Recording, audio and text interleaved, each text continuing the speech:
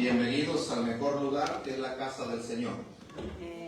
Sin duda usted vino con el deseo y la necesidad de que Cristo y su presencia llene su corazón. Sin duda usted vino aunque con algún problema, alguna necesidad, alguna preocupación, alguna enfermedad, pero vino al mejor lugar. Vino con el deseo de tener un encuentro personal con Cristo Jesús. Si esa es la razón por la que vino, bienvenido sea.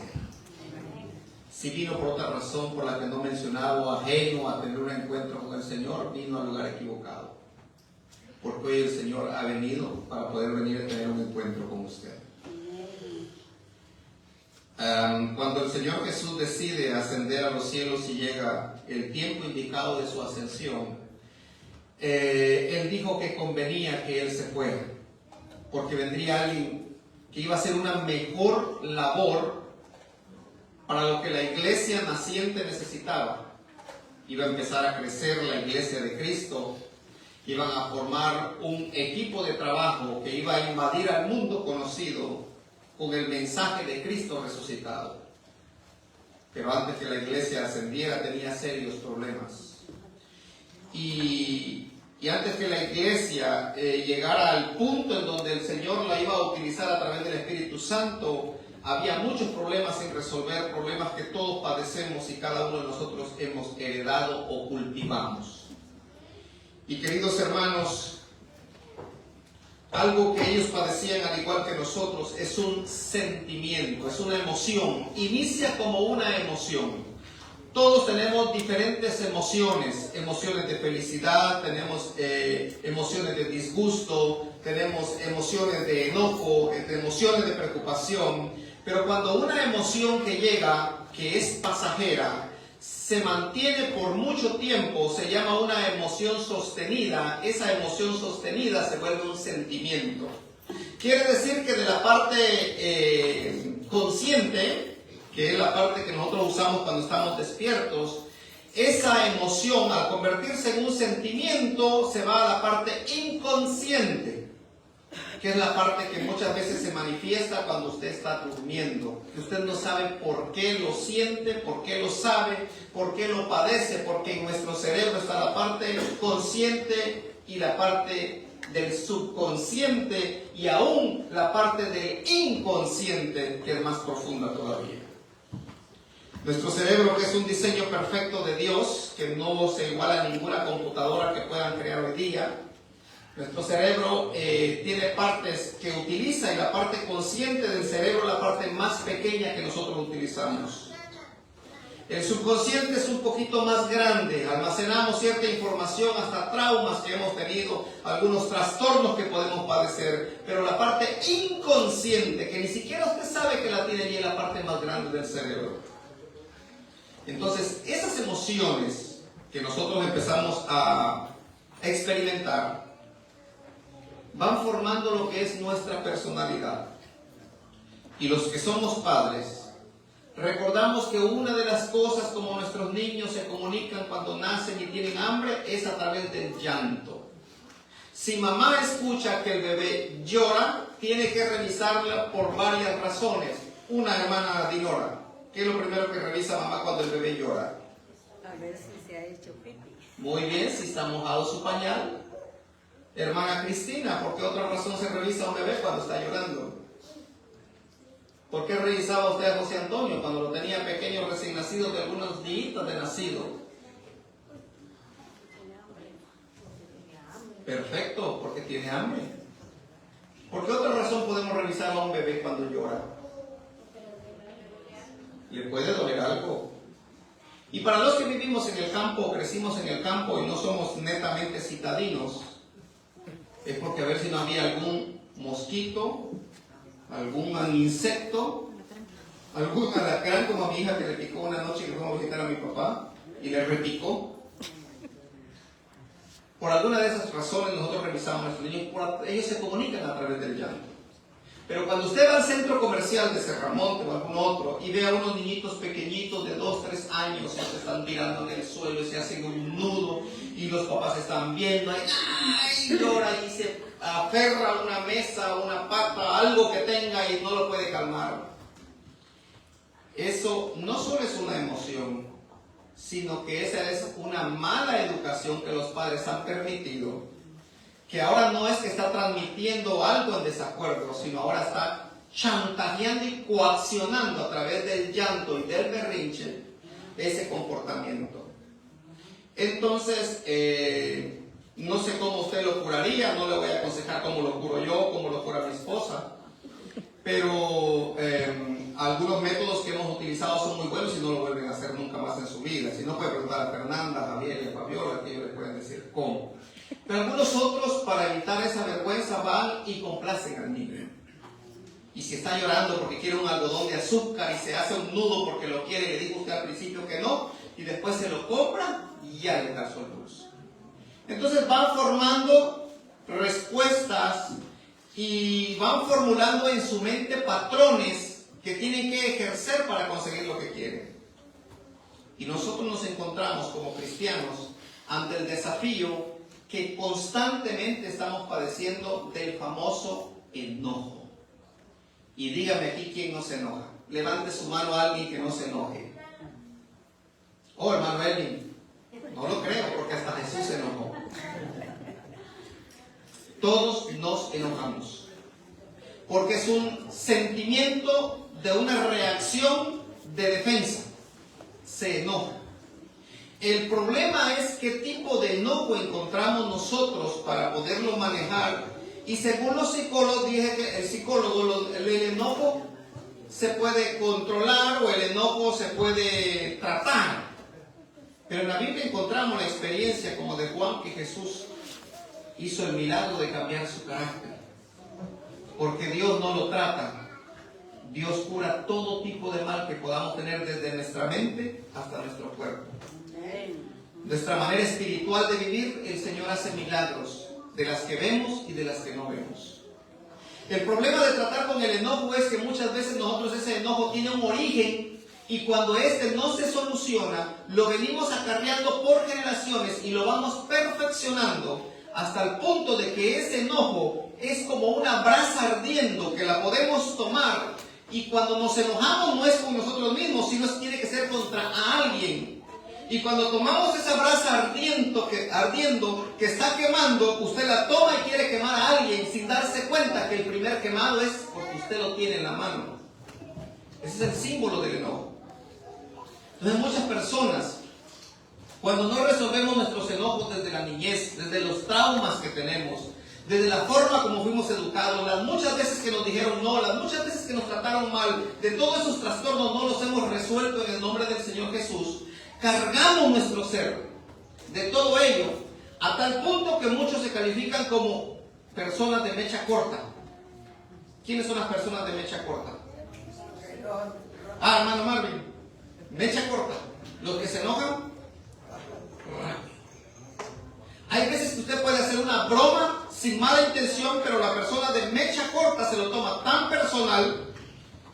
Y el problema del enojo es que nuestro cerebro, que trabaja en la forma consciente, que es lo que les explicaba al principio, cuando se enoja, se bloquea. Y se le llama el secuestro de la amígdala cerebral. No procesa, se ofusca, se enfoca en eso y se cierra. Así que usted puede ver a personas que, por ejemplo, en la televisión, yo le compartí a estos hermanos en el Geneva, Light, creo que es el apellido del actor. En un vehículo va con un familiar, creo, al aeropuerto. Un taxista se le cruza en Miami, porque ahorita está en la cárcel. Se atraviesa un taxista, se les mete, creo, y no sé cómo maniobró el familiar. La idea es que hubo una disputa de vehículos y se hizo una discusión.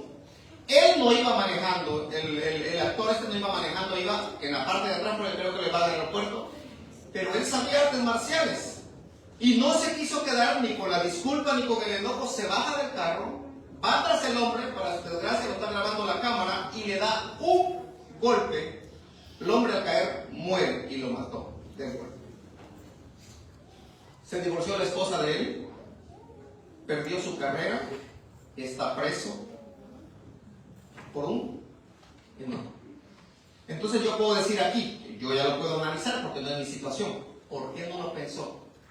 Nunca pensó que la esposa se iba a divorciar porque tendría que salir a trabajar ahora en lugar de tener un hogar autosostenido. Nunca pensó que su hijo o hija, si tiene hijos o hijas, iban a crecer sin el papá y que él iba a estar en la cárcel por años, quitándole la vida a un hombre que era el sostén de otra familia, que no, por una discusión de tráfico. Por él no. Entonces alguien dice, no lo pensó, no lo pensó. Porque se llama el secuestro de la amígdala cerebral. No procesa, no entiende. Entonces, ¿el cristiano puede actuar así? No. Pablo dice, enójense. Pueden incluso escalar el enojo hasta la ira, porque la ira es un enojo escalado. Airaos, pero, dice Pablo, y lo parten dos, no pequéis. O sea, ¿yo me puedo enojar? Sí, Señor, usted tiene la libertad de enojarse. E incluso tiene la obligación de enojarse. ¿Cómo? Ante las injusticias. Usted es llamado a levantar la voz y a protestar ante las injusticias. Ante el ataque de alguien inocente. Ante alguien que tenga el poder y maltrate a una viuda o a un huérfano, a un necesitado, a un menesteroso, a una persona indefensa, a un niño. Esas injusticias, los cristianos somos los primeros en alzar la voz, y no es a enojarnos y partirle la cara al que está haciendo, no, a tomar medidas, porque nuestra sociedad está regida por leyes, reglamentos que nosotros podemos llevar y establecerlos como estatutos para defender la causa. Usted puede poner una denuncia. Usted sabe que el vecino le da todas las noches borracho a la vecina. En el caso, hasta me llegó una citación bajo la puerta. Yo le digo a mi esposa, ¿qué es una cetina? Yo no sabía ni qué era eso. Y le pregunto a un compañero, ex compañero, ahora está en Washington, y le pregunto, ¿y esto qué es? No, te están citando a la corte. Y pero yo, ¿por qué? Le digo yo, porque nosotros vivimos en un apartamento arriba, en un tercer nivel, pero los de abajo se oía que de noche hacían fiesta o le daban fiesta a la señora. Entonces la policía quería saber si nosotros éramos testigos del maltrato de abajo hacia arriba, entonces tenían una citación a la corte. Por ser vecino, usted tiene que ir a la corte, lo obliga a la policía a ir a la corte como testigo si usted oyó que están maltratando al vecino o a la vecina. Entonces, como personas, como cristianos, el enojo es un método de defensa que nosotros muchas veces tenemos que activar, pero para defender las injusticias y a las personas inocentes. El enojo jamás se utiliza como una ventaja personal para que se haga o se ejerza mi voluntad y coaccionar a los demás para que se sientan amedrentados, o en la escuela, como se le llama el famoso bullying, o maltratar a las personas que están bajo mi autoridad, bajo mi influencia o bajo mi poder. Hay mucha persona que tiene dinero y por tener dinero, el necesitado, el trabajador o el empleado es maltratado y humillado, simplemente tiene que agachar la cabeza. Eso es provocar a Dios. A lo largo de mi vida yo le puedo decir que he visto gente que ha tenido la oportunidad de humillar a personas así, y eso es provocar a Dios. Usted quiere saber cuál es el enojo de Dios, porque quiero decirle que Dios también se enoja, y la Biblia habla de la ira de Dios. Cuando este mundo llegue a su final, Dios no simplemente va a decir, estoy molesto con ustedes, no. Su ira será derramada pura, sin mezcla de misericordia. Entonces, cuando Dios ejerza sus juicios en este mundo, ya no va a haber compasión. Hoy podemos tener misericordia por el pecador, hoy podemos tener misericordia por el hermano, hoy podemos tener misericordia por el vecino, por el huérfano y el necesitado, pero al final de la historia de este mundo no existirá la palabra misericordia, sino los juicios de Dios son severos. Y la Biblia habla de la ira de Dios. ¿Cuántas veces bienvenida, hermana Belén? ¿Nos da gusto ver? Bienvenida, hermana. En la Biblia encontramos nosotros la experiencia cuando Dios se enoja y habla con Moisés, que quiere destruir al pueblo de Israel. Dios se enoja. Dios quiere destruirlos y Moisés se pone de intermediario representando a Cristo como nuestro intercesor, diciendo, no los vas a destruir.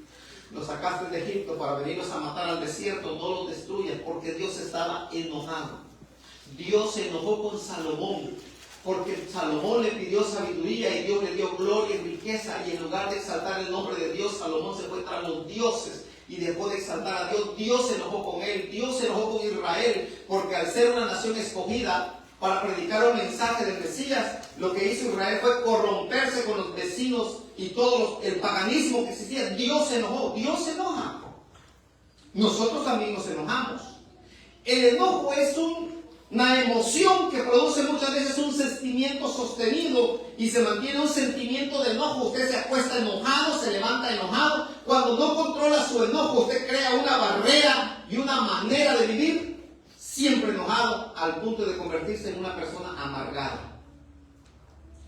Está el sol brillando, le amarga que esté el sol brillando. Está lloviendo, le amarga que esté lloviendo. Hay frío, le amarga el frío. Hay calor, le amarga el calor. Es una persona que su vida no tiene por qué sonreír.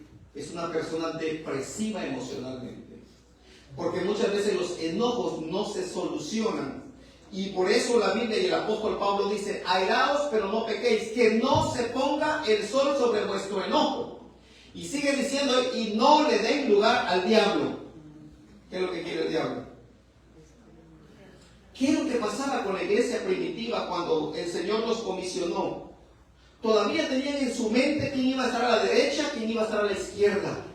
Pedro todavía entendía que tenía que defenderse con una espada afilada cortando orejas. Hasta que pasaron 40, 50, los días necesarios en el aposento alto resolviendo sus problemas. Y todavía no se había descubierto la psicología para decirles que el problema que tenían era tanto social, emocional como espiritual. Y hoy nosotros también vivimos en un país en donde nos cargamos todos los días del bendito estrés y nos predispone para andar siempre molestos. Y cuando la gente nos pregunta si somos cristianos, no podemos decir, como dice el hermano Israel: dígale a su cara que usted está contento, o dígale a su cara que demuestre que está feliz, o dígale a su cara que exprese que usted es cristiano, porque yo puedo decir: sí, soy cristiano, pero mi cara no lo expresa, mis emociones no se expresan, porque vivo cargado precisamente de ello. ¿Cómo la gente puede ver reflejado en mí que yo soy un seguidor de Cristo y que confío en Él, si realmente yo estoy viviendo un infierno en mi interior? Tengo ese enojo sostenido, que no solo lo canalizo con mi esposa, lo canalizo con mis hijos, lo canalizo en la iglesia, lo canalizo en mi lugar de trabajo y ando quemando a todas las personas. Por eso, queridos hermanos, el versículo de memoria o el versículo que leyó el hermano Edgar está en el libro de Salmo capítulo 139. Y podemos ir al Salmo 139. Dice el salmista: examíname, oh Dios, y conoce mi corazón. El único que puede examinarnos en lo profundo, qué es lo que está dañando, qué es lo que está lastimando, qué es lo que no puedo soltar, es nuestro Dios. Y por eso dice: examíname, oh Dios, y conoce mi corazón. Pruébame y conoce mis pensamientos. Ni el mismo diablo puede leer nuestros pensamientos. Ni los ángeles pueden leer nuestros pensamientos. Y aunque mi esposa me conoce más que ninguna persona, no puede leer mis pensamientos. El único que lee mis pensamientos, y por eso puedo orar mentalmente, es Dios. Porque para que el diablo conozca y lea mis pensamientos, tiene que ser omnisapiente.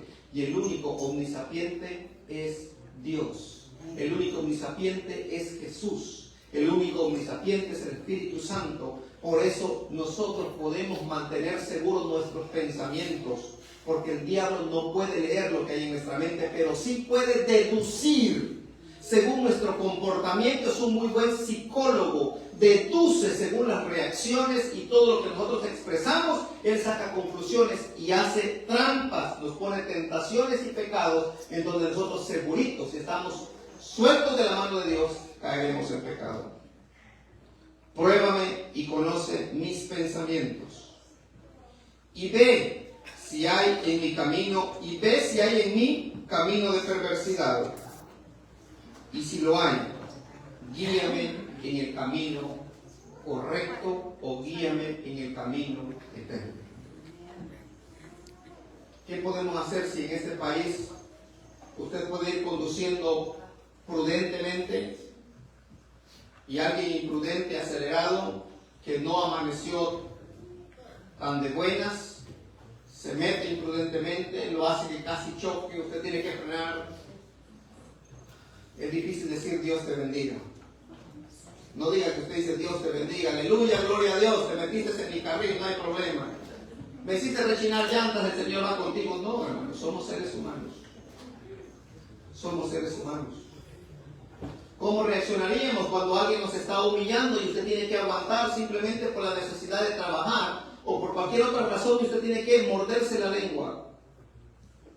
No es decir, te encomiendo, Señor, mi pleito. Seríamos demasiado espirituales, pero no somos demasiado espirituales. Todavía hay en nosotros algo carnal, que quisiéramos tomar en nuestras manos las soluciones, que quisiéramos nosotros tomar medidas.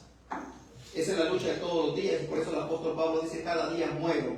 Porque si Juan, con un temperamento ardiente de mecha corta, delante de Jesús, pudo recibir el milagro de la transformación de su carácter, que posteriormente, años adelante, cuando ya el viejito habla, amados, hijitos, ya no hablaba de derramar fuego, de quemar, de destrozar, de partir la cara, de hacer esto, de tomar venganza. Ahora Juan hablaba del amor, porque había tenido un encuentro personal con el autor del amor.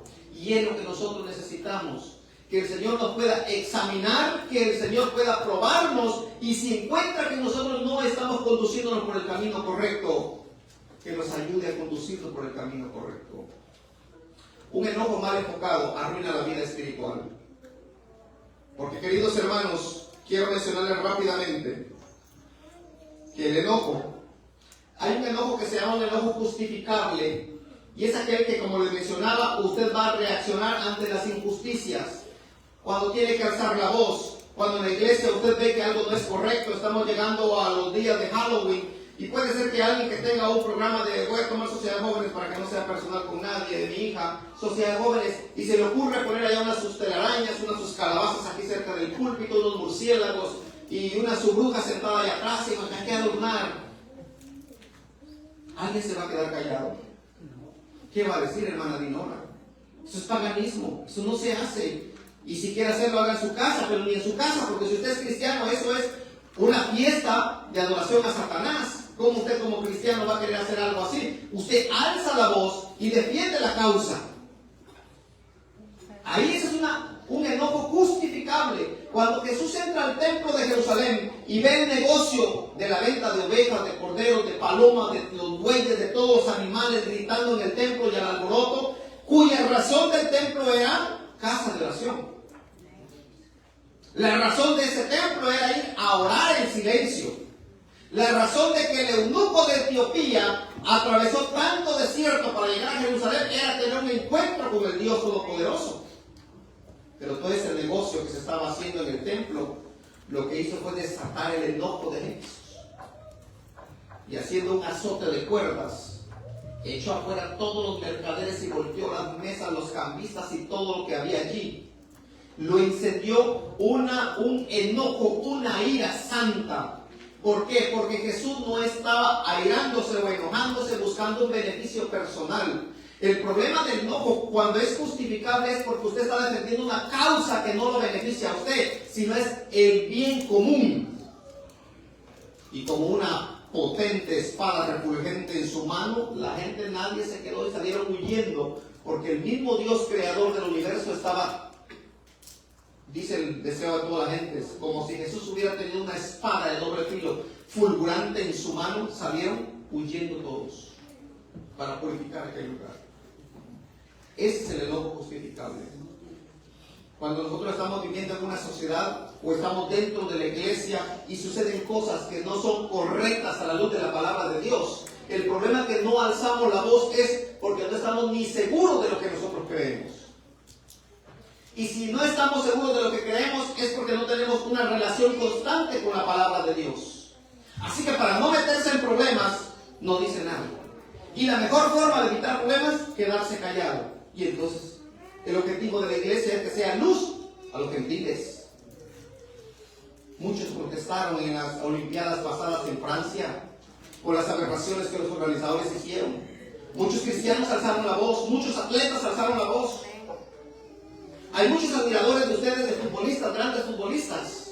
Y cuando fue la Eurocopa de esta pasada, a muchos futbolistas de renombre les dijeron: ustedes van a portar el gafete de capitán, pero con la barrita de colores, porque tienen que ser inclusivos.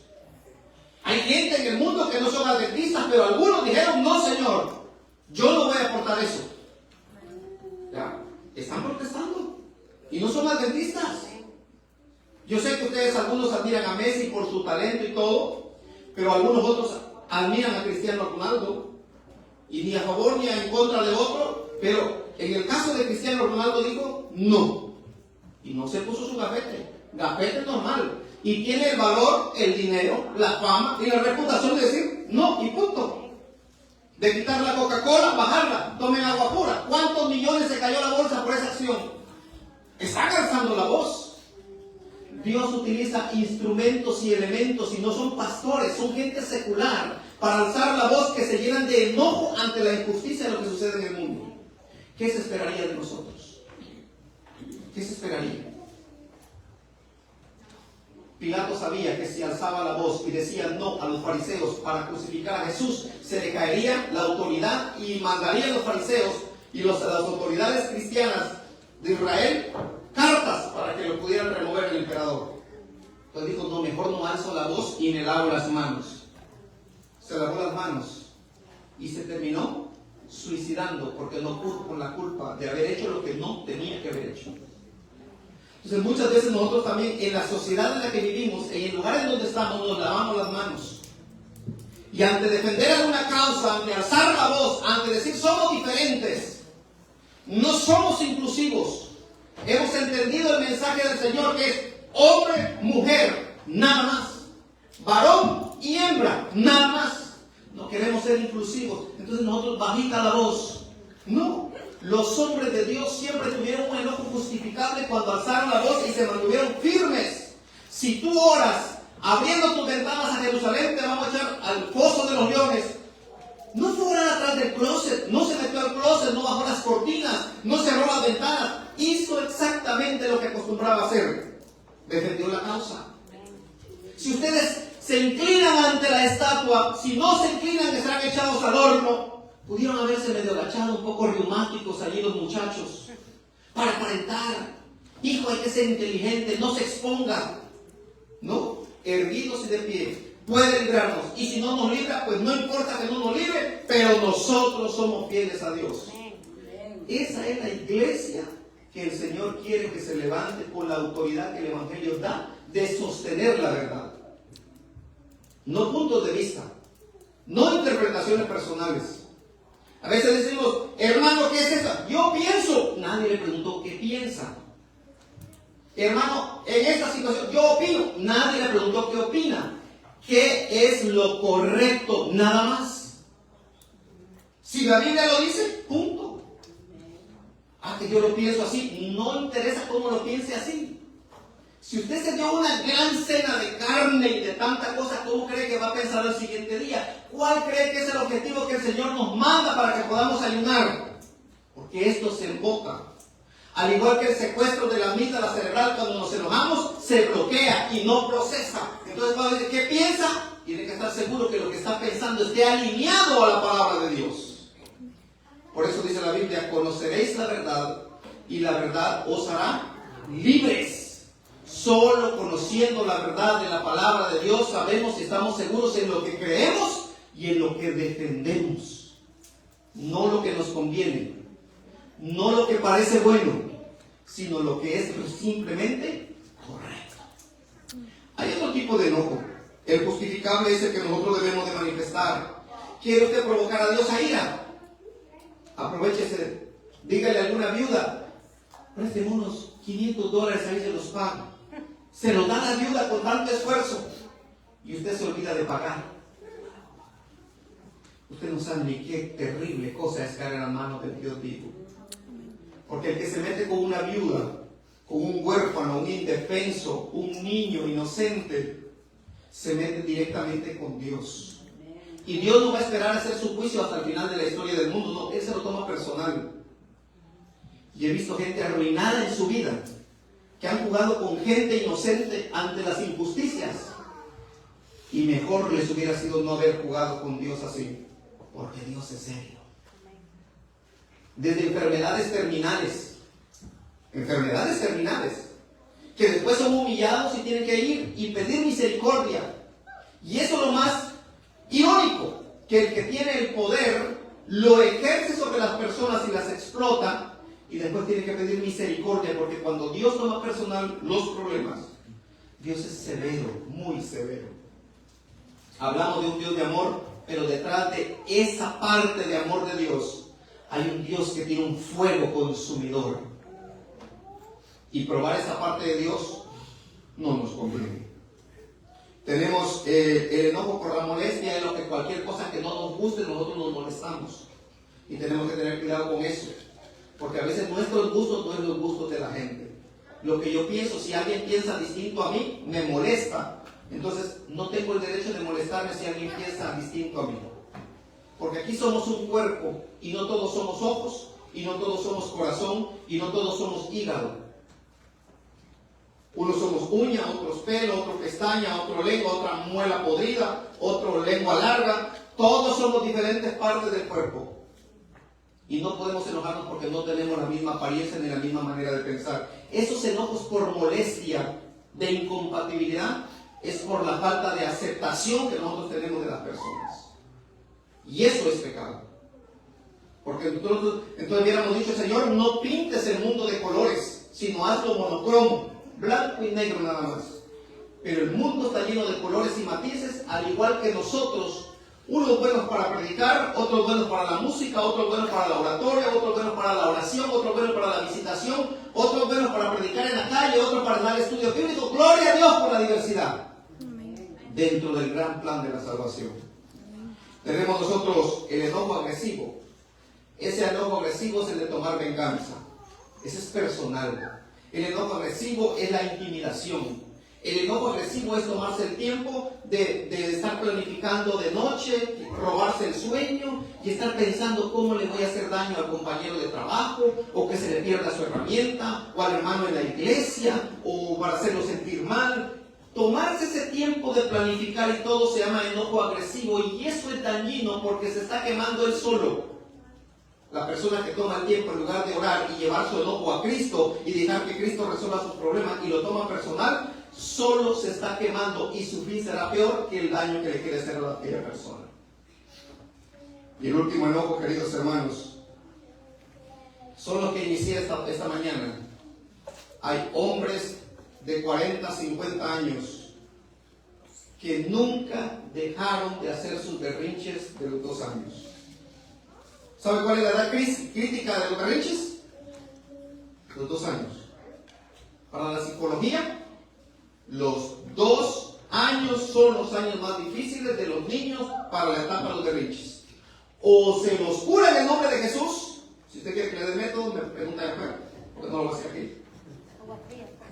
O agua fría. No, hermano. Pero en el calor rico va a sentir y me va a hacer más berrinches todavía.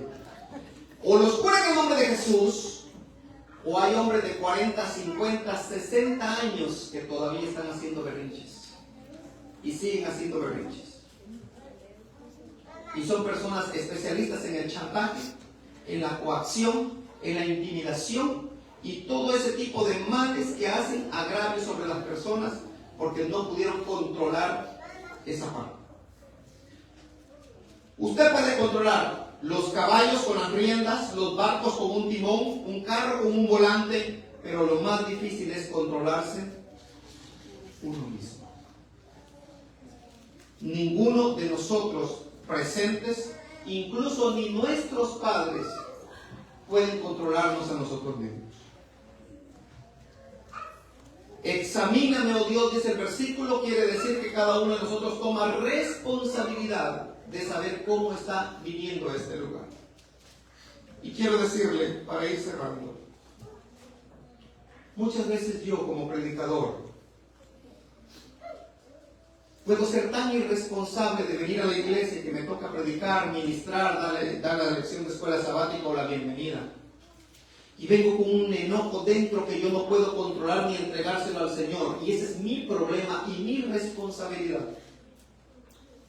Yo no tengo por qué amargarle su sábado a ninguno de ustedes. Que porque yo vengo de malas y me toca pasar y lo tengo que hacer, vengo a desgraciar su sábado y usted viene a tener un encuentro con Jesús y más bien yo colaboro para que el enemigo le demos lugar al diablo, como dice el apóstol Pablo. Esa es mi responsabilidad ante Dios y Dios lo va a demandar de mí. He ahí lo importante de los hermanos que cantan. Porque los hermanos que cantan tienen una responsabilidad de guiar a la congregación a los santos celestiales a través de la música.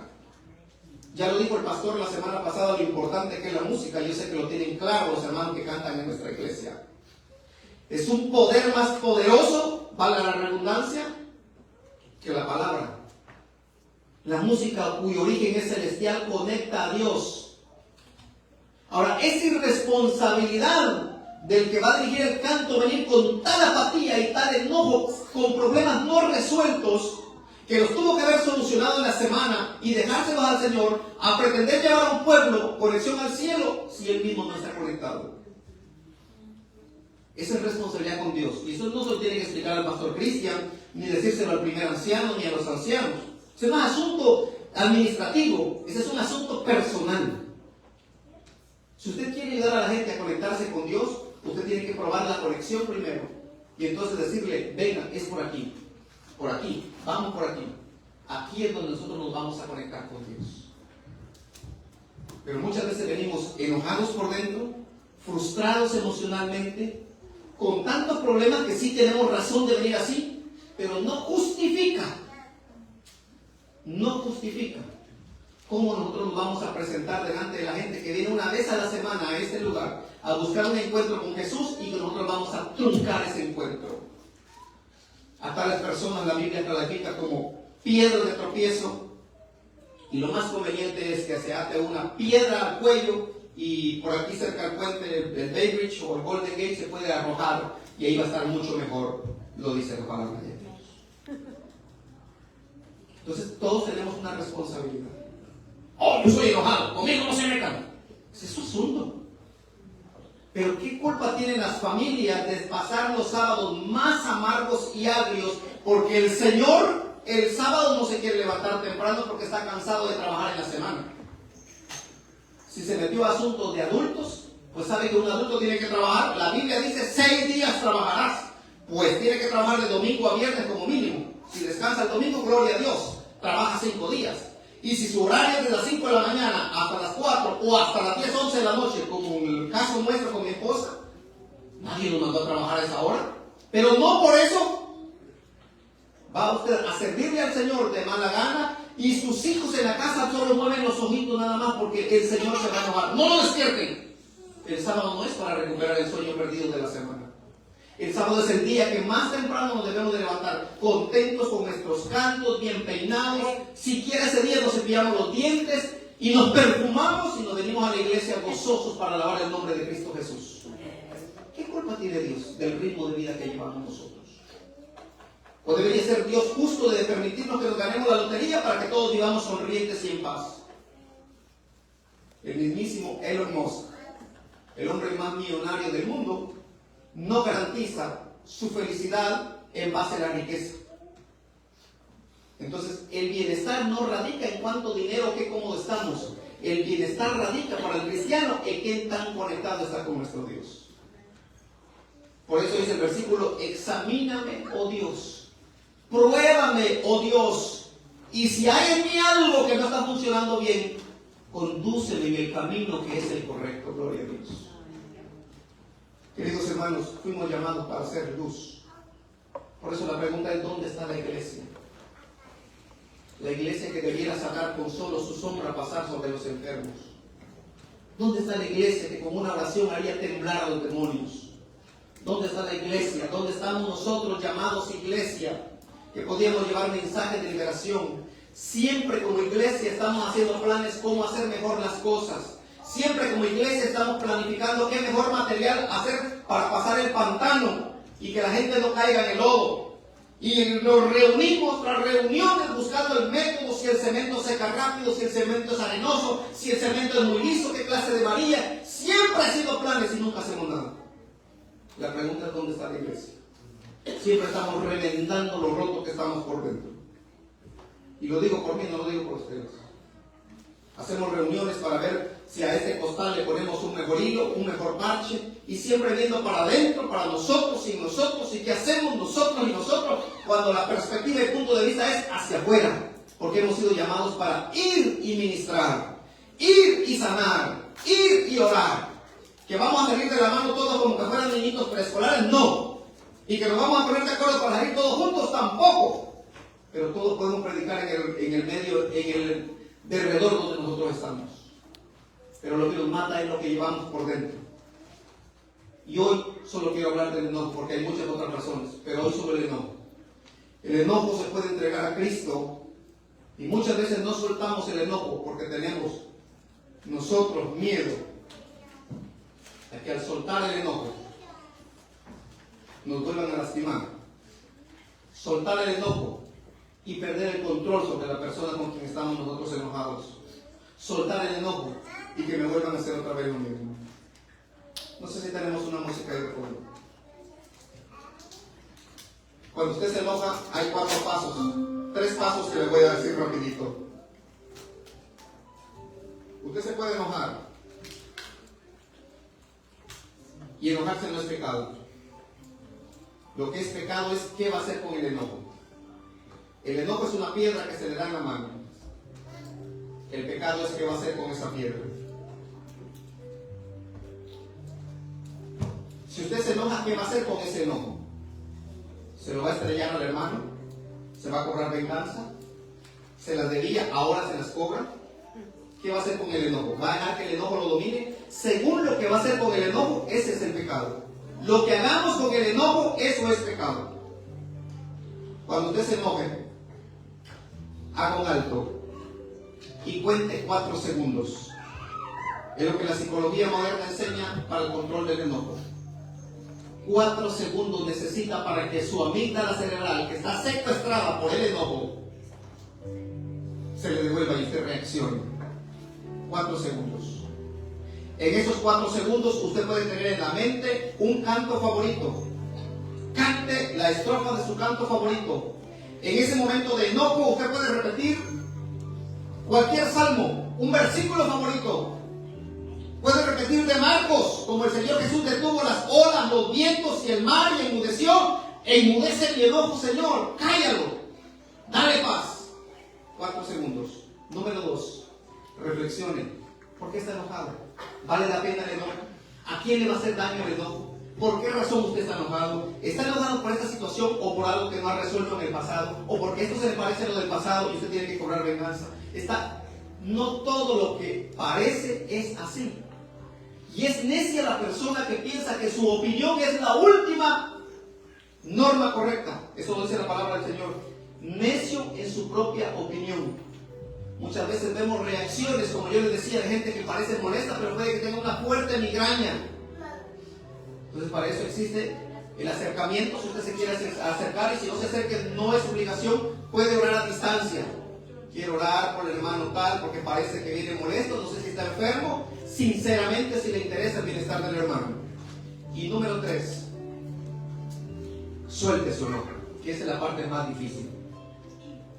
Soltar el enojo es como perdonar. Y un día salió el padre con su hijo a volar un barrilete. Voy a hablar en barrilete porque soy de Guatemala. Y a los mexicanos le dicen papalote. Y el hermano Julio me dijo piscucha para El Salvador. Y algunos lo conocen como cometa. En mi país se hacen unas grandes barriletes o cometas con bambú, más o menos entre 10,000 hasta $20,000 para hacerlo una vez al año, justamente ahora para noviembre, el Día de los Muertos. Y al elevarlos no los elevan con hilos, los elevan con cáñamo, cuerdas. Así que el padre salió con su niño después de haber hecho su gran cometa, un cometa no gigante, pero un cometa un poquito grande, y lo estaba volando y estaba feliz. Y cuando el cometa estaba en el aire, le dio la cuerda al niño, y el niño estaba feliz sosteniendo el cometa, y se elevaba más, le daba más cuerda, lo jalaba, cabeceaba, lo soltaba. Para los que saben volar cometa, no sé cuántos sepan volar cometa. El padre feliz sacó su teléfono, tomaba fotografías y dijo: qué felicidad, mi hijo está volando su primer cometa, y le tomaba fotografías. Pero en eso vino una ráfaga de viento que se deja venir en el mes de noviembre, y el niño, tan feliz de su cometa, se aferró a la cuerda, lo levanta al aire, no soltó la cuerda, porque era el cometa de papá que habían hecho juntos.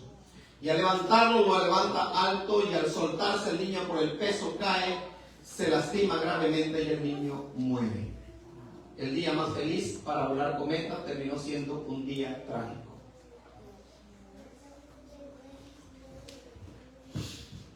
¿Cómo se hubiera evitado ese accidente? Simplemente el niño tenía que soltar la cuerda.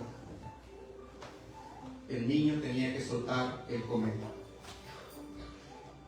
A veces estamos volando una vida espiritual que cabecea, que nos golpea, que nos arrastra, que nos levanta. Y lo sentimos así y no queremos soltar la cuerda. Esta es la parte más difícil del ser humano y se llama soltar. Suelte su enojo en el nombre de Jesús. Suelte lo que tenga en su corazón en el nombre de Jesús, porque lo va a matar. Va a dejar de dormir, va a dejar de comer, va a entrar en ansiedad, le va a dar depresión, le va a quitar la alegría de vivir. Cada vez que mira a esa persona, a esas personas, a esa situación, usted le va a dar un vuelco al corazón, le va a arruinar su estómago, su digestión, lo va a matar. Solo en Jesús encontramos paz. Y Él dijo: vengan a mí los que estén trabajados y cargados, que yo los voy a hacer descansar. ¿Cuántos quieren descansar en Jesús? Esto lo digo no porque usted sea enojado, iracundo, lo digo por mí. Que crecí en adultos y aprendí de sus enojos, de cómo aclarar la voz. Cuando un adulto y los viejos se reunían,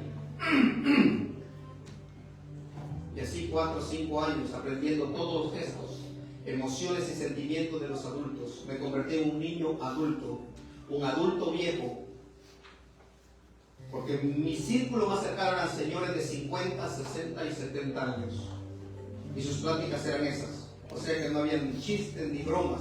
Ellos eran serios porque eran serios, y yo me crecí en medio de ellos. Así que no sabía que era jugar a la pelota, correr. Y entonces, aunque el hermano Edgar diga amén, sí, porque yo era un niño viejo y soy un hombre ya casi de 50 años con un carácter quizá muchas veces de 80 a 90 años más adelante, porque así crece. Pero ese soy yo. Pero no justifica que usted sea así. Esa es mi lucha con Dios. Yo soy el primero en querer decir: Señor, quiero soltar todo aquello que estorbe una relación constante contigo, que lastime a mi familia, especialmente mi círculo más cercano, y que lastime a mi iglesia, que es el lugar en donde yo vengo a adorar. Amén. Pongámonos de pie, vamos a orar.